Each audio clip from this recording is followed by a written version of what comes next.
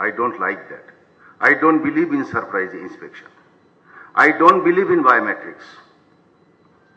Reason behind, it is up to your conscience. Say for biometrics is there. You will come in the morning, you will give one impression. You can go to your clinic.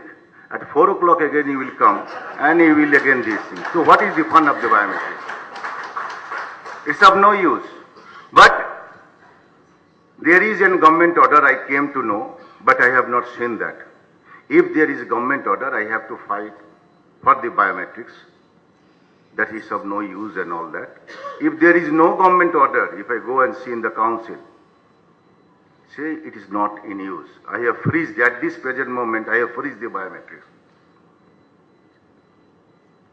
And regarding the surprise inspection, it is simply, the name surprise is there, nothing else.